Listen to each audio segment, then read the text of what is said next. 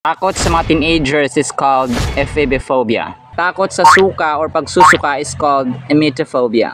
Takot sa mga kabayo is called equinophobia. Takot sa mga insekto is called entomophobia. Fear of insects, entomophobia. Ganun pala.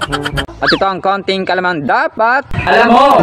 Speaking of insects mga kasambareros, alam niyo ba kung anong insekto ang pinakamalakas sa buong mundo? Ang mga uri ng beetles mga kasambareros na Hercules at dung beetles ang naglalaban sa titulong ito na the strongest insect sa buong mundo mga kasambareros. Pero in general ay kaya nilang humila ng 1,141 times mga kasambareros kumpara mo sa kanilang katawan or sa kanilang bigat.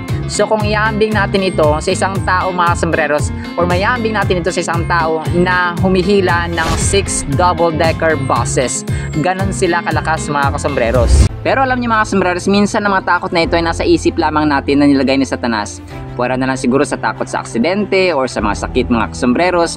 Gayon pa man, parati nating isipin na ang pag-ibig ng Diyos casts out or nagtatanggal ng anumang uri ng takot mga kasombreros. At ang dapat nating katakutan ay ang Diyos natin na makapangyarihan over all mga kasombreros. At yan ang konting kalamang dapat alam mo. Muli po, ito pa yung hamak na lingkod kasombrero Dennis na nagsasabing ang buhay ay mas lalo nagiging masaya, mas lalo nagiging puno ng faith, hope, and love pag si Lord Jesus Christ ang ating Panginoong tagapagligtas at pag-asa. Muli po, maraming salamat mga kasombreros kasama aking nanay. See you sa next segment and paalam po. Bye-bye!